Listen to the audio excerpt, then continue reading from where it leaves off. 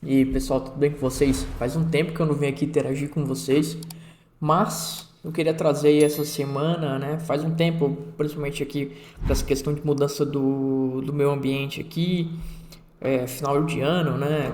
Umas mudanças de projetos aí. Minha iluminação ainda tá horrível, tá? Então não se atente aqui ao meu vídeo no canto da tela, se atente mais ao conteúdo em si, tá? Isso deve mudar aí nas próximas semanas.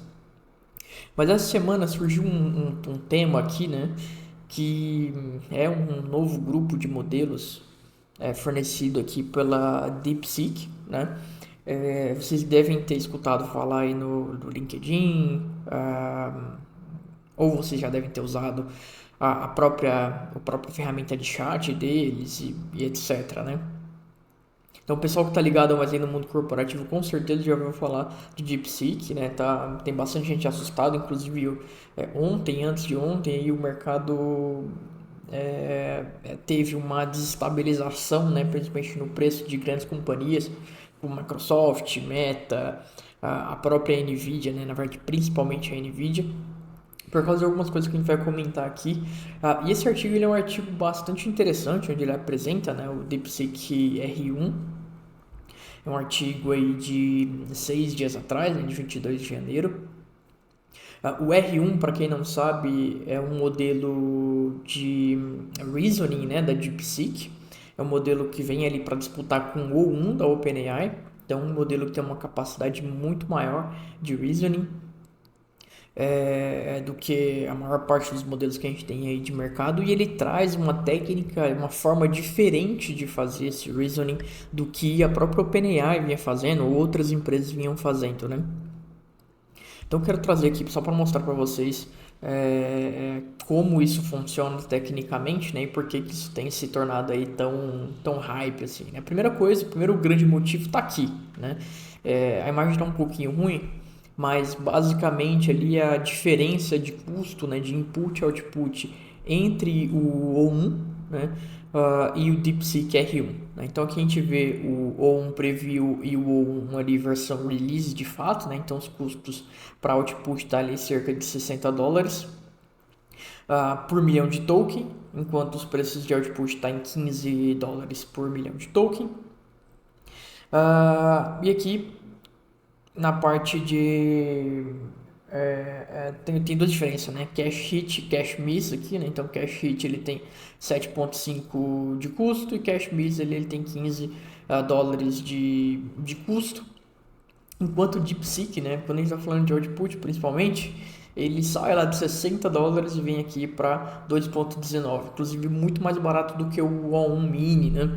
Que é um modelo ali já muito menor, com uma capacidade bem inferior, que no final das contas ali nada mais é do que um modelo destilado, né?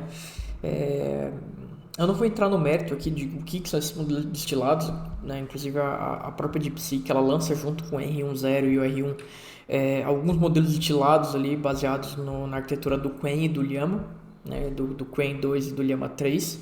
Eu posso depois até gravar um vídeo para explicar um pouco melhor como essa questão aqui dos modelos destilados depois, tá? Mas coisas que são interessantes quando a gente está olhando principalmente para os benchmarks, né? Além da questão do que vai para além da questão do custo, né? Quando a gente olha para a capacidade, quando a gente olha o DeepSeek aqui nesse azul mais escuro, né? Comparado com o O1 nesse cinza mais escuro, o DeepSeek R1 32B, né? Que é um modelo já menor, é, e comparado com esse cinzinha mais claro, né, que é o OpenAI O1 Mini, e depois o DeepSeek V3, né, que seria o modelo ali mais padrão, o modelo standard ali, a gente vê as diferenças de capacidade, né, de cada um deles, e a gente vê que o DeepSeek R1 de fato ele tem uma capacidade muito próxima, né, em alguns casos melhor, em alguns casos como esse aqui pior, mas muito semelhante ali à capacidade do O1 com custo, né, aqui vamos colocar aí, quase 30 vezes menor, né? Bom, mas vamos lá, vamos olhar para as coisas que fazem com que ele seja tão mais barato, né? E ainda assim ele tem uma capacidade equiparada. Primeiro ponto aqui que a gente deve pontuar é que a DeepSeek ela é uma empresa chinesa, né? E como a gente falou lá na questão ali geopolítica, né, da inteligência artificial, a China ela vem sofrendo sanções, principalmente do governo americano, na compra de chip de GPU, que são chips ali, que têm grande capacidade para fazer processamento de modelos de inteligência artificial generativa, né? Então, como ele recebe essas sanções, ele vai majoritariamente comprar um volume menor de chips, né? Então, as empresas chinesas ela têm a condição de comprar menos chips do que as empresas americanas. E majoritariamente esses chips são chips de segunda mão, ou seja, chips que já não são ali o SOTA, né, o state of the art ali do mercado. Então isso faz com que as empresas chinesas elas precisam ali se reinventar, né, de certa forma, precisam inovar para que eles consigam reduzir a necessidade desses chips de GPU, uma vez ali que eles ainda não detêm, né, de fato ali o conhecimento para produzir os próprios chips de GPU. Eles precisam contratar chips de mercado aí, como por exemplo chips da Nvidia. Então aqui uma coisa que é interessante é que durante o treinamento do DeepSeek eles precisaram de um período de tempo muito menor com um poder de processamento muito inferior. Então eles usaram ali GPUs do tipo H800, né, que são inferiores inclusive às H100 que foram utilizadas ali pela Meta, pela OpenAI para fazer os treinamentos. E o tempo de processamento foi muito menor. Eles fizeram ali o treinamento do modelo, se eu não me engano, em cerca de 2 meses, enquanto outras empresas ali demoram de 6 meses a 1 ano para fazer esse processamento, né? Então a diferença ali é bem grande. A primeira coisa aqui que eles testam, né, vamos dizer assim, quando a gente está falando de reasoning, basicamente o que as empresas fazem é elas têm um modelo base e elas usam ali o que a gente chama de SFT, né, que é o Supervised Fine Tuning, né? Então eles pegam um conjunto de textos, né, onde eu faço esse reasoning e eu vou fazendo o fine tuning do meu modelo para que ele aprenda a fazer esse reasoning. Então, os modelos de reasoning, basicamente o que eles fazem é esse fine tuning supervisionado, e o supervisionamento, né, o dado que ele é usado para fazer esse treinamento supervisionado, são dados ali de reasoning. O que a DeepSeek sugere é que, cara, não, eu não vou usar esses dados de supervised fine tuning. Primeiro, porque é muito caro preparar essas informações. Depois, o custo de processamento ele vai ser muito alto, porque eu vou precisar processar milhares, milhões, bilhões às vezes de exemplos desses para que ele consiga ajustar os pesos, né? Então, o custo de processamento, o custo de preparação dos dados ele é muito alto. Então, o que eles propõem aqui, primeiro, né, é usar o reinforcement learning, né? Então, aprendizado por reforço, né? Para que o modelo por si só ele aprenda a ter essa capacidade de reasoning, ou seja, de repensar a solução, né, de uma vez que eu vou remunerar, né, eu vou dar alguma recompensa para o meu modelo sempre que ele tiver comportamentos dessa natureza, né? Então tem um determinado prompt. Quando ele segue, né, as características desse prompt, eu dou alguma recompensa para esse meu modelo e eu vou ajustando os meus parâmetros agora, né, com ele aprendendo por ele mesmo e não dando essa base supervisionada, né? Uma coisa que é interessante é que eles treinam dois grandes modelos, né? Primeiro o R1.0 e depois o R1 de fato, né? O R1.0 ele é uma versão ali mais de teste e depois o R1 de fato ele é uma versão aprimorada onde eles usam técnicas diferentes para ir melhorando a qualidade da resposta, né?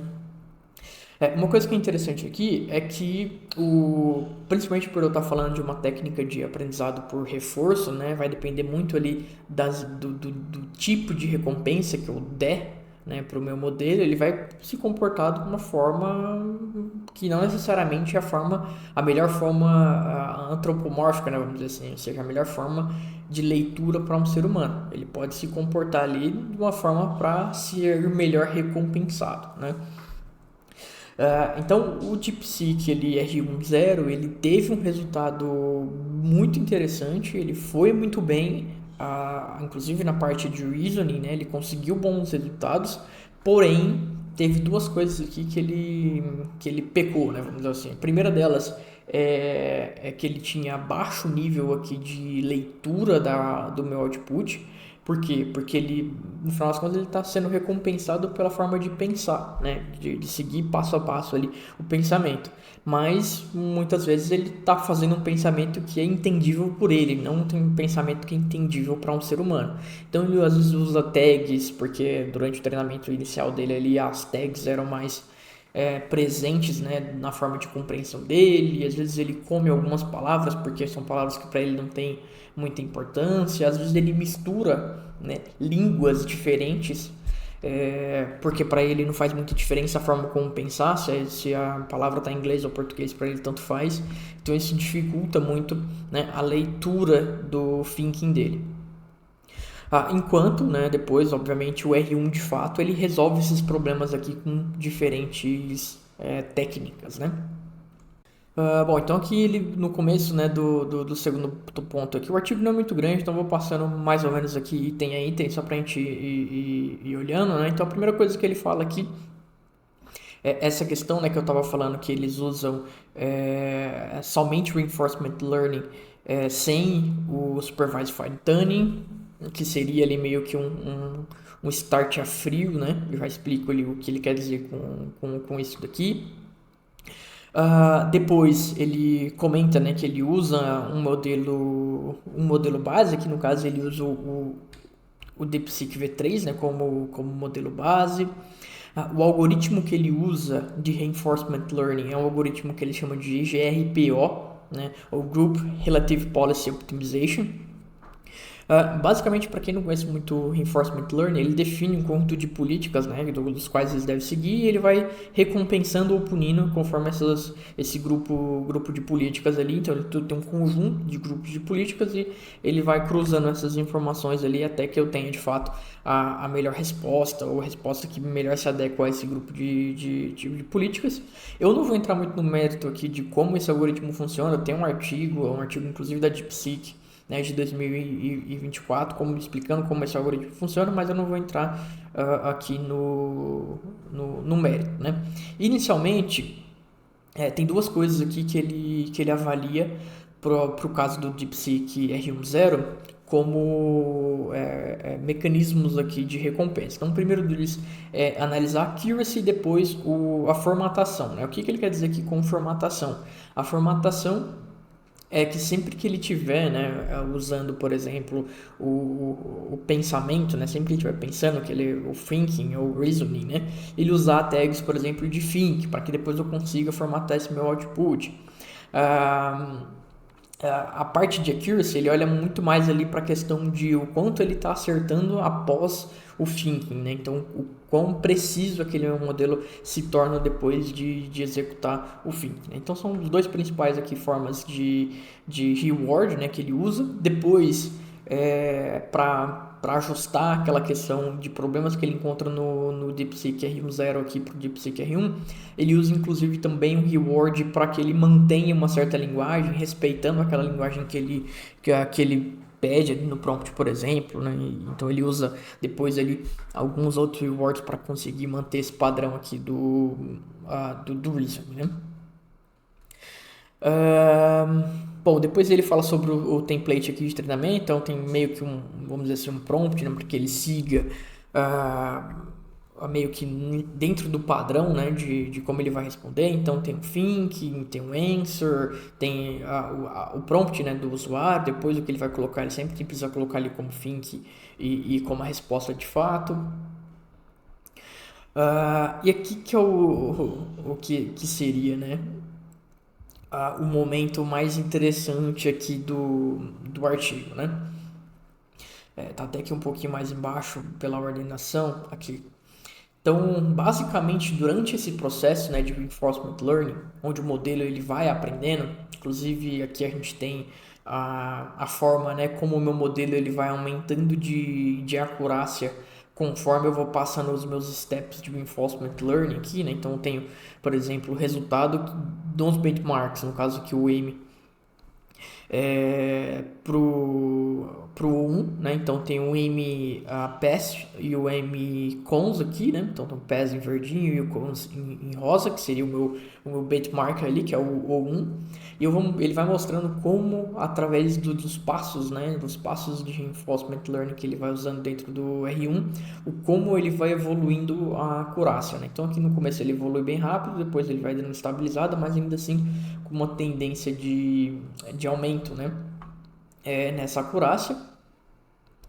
Aqui também eu tenho, isso aqui é bem interessante, né? Porque por mais que eu não esteja forçando, de certa forma, né, vamos dizer assim, eu não estou forçando o meu modelo a criar essa capacidade de reasoning, porque eu não estou usando um fine tuning, né, supervisionado, mostrando para ele exemplos de como ele deve seguir o padrão de resposta dele, né? Na verdade, eu pedi e estou balizando através do reinforcement learning. Isso aqui é interessante porque ele mede aqui para cada passo, né, do meu processo de reinforcement learning o tamanho médio das respostas, né? Então a gente vê que conforme vai passando os steps aqui, o padrão o volume, né, de tokens da resposta vai aumentando. Por quê? Porque ele vai levando mais tempo para fazer esse pensamento e dar ali uma resposta de fato, né? Então ele leva mais tempo para pensar de fato. E aí o que é interessante, né, que durante um dos exemplos aqui, durante um dos steps, né, de reinforcement learning, ainda não no step final, né, ele estava tentando resolver um problema de matemática até que ele conseguiu ali notar um erro, né? Então mostra que durante o passo a passo do thinking ele estava analisando tudo aquilo que ele havia feito até então, né? E aí ele fala que espere. Esse é um momento ahá, né? Aquele ahá, encontrei um problema aqui e eu vou vamos dizer que flegar esse ponto. Então aqui ele recomeça, né? Ele reavalia o processo dele, né? Então inclusive você vai ver aí o pessoal comentando, né, chamando esse artigo aqui de aha moment, né? Foi exatamente ali o ponto durante esse treinamento, enquanto, né, os cientistas ali estavam analisando o trabalho do modelo, ele identificou ali um problema, mostrando que essa prática, né, de reinforcement learning conseguiu garantir, né, obviamente, tudo isso muito bem balizado, conseguiu garantir que ele tivesse essa capacidade de reasoning, né, sem que eu precisasse ali de uma base de dados super curada, sem que eu precisasse de um volume de dados super, né, robusto aí, que custaria muito caro do ponto de vista de processamento e levaria muito mais tempo para treinar, né. Bom, depois aqui olhando para a parte do DeepSeek R1 de fato, né, o que eles propõem, né, para resolver aqueles dois problemas que a gente tinha falado, que é a questão da interpretabilidade, né, ou seja, a forma como a característica de leitura, como cada uma dos outputs são dados ali pelo modelo, e depois a mistura de linguagem também como um problema, né. Ele propõe aqui um cold start, né, com alguns exemplos, com volume obviamente muito pequeno, de chain of thoughts para fazer o fine tuning prévio do meu modelo base, né? Então, o que eles fazem é pegar ali o DeepSeek V3 Base aqui, que é o modelo básico que eles estavam usando, e fazer aqui um fine tuning com um pequeno volume ali de dados, né? De chain of thought, de exemplos de chain of thoughts, para que ele consiga depois ali no reinforcement learning seguir mais ou menos um padrão, né? Mas uma coisa que é interessante aqui é que o volume é absurdamente inferior, que a gente está falando de alguns milhares, não de bilhões de exemplos para fazer esse processo, né? Então assim ele mantém com esse cold start ali, né? Ele mantém isso muito mais palpável, né? Então, a primeira característica, obviamente, é que ele resolveu ali esse problema da leitura, né? E depois ele ainda assim conseguiu aprimorar a qualidade do meu resultado, né?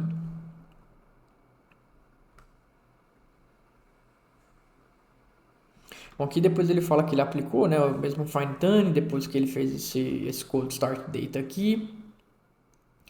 Ah, Aqui eu acho que não vai ter nada de interessante.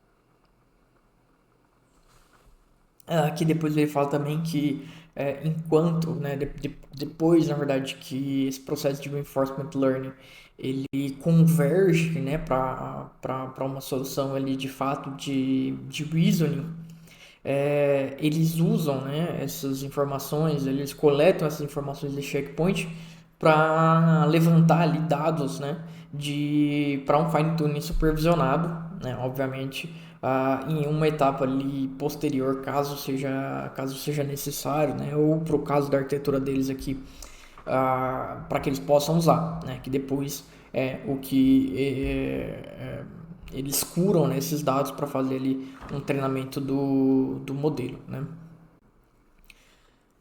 E aí, bom, no final das contas, então eles levantaram aqui, né, coletaram aqui 600 mil amostras, né, de treinamento relacionados ao reasoning e 200 mil relacionados a dados de non-reasoning, e eles fizeram ali, né, um fine tuning do DeepSeek V3 Base por duas épocas, usando esses 800 mil aqui, né, samples, né, de dados que foram gerados ali a partir desse modelo, né.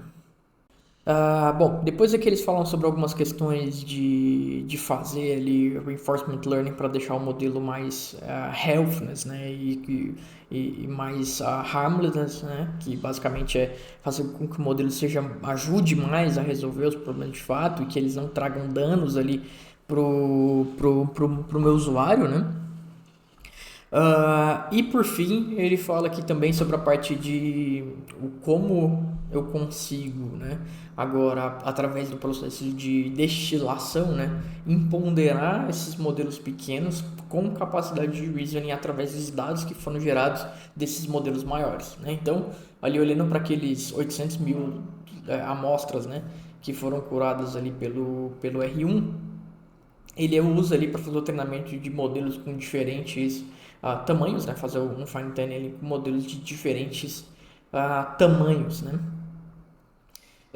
Aqui eles falam também que para os modelos destilados eles só aplicaram ali o,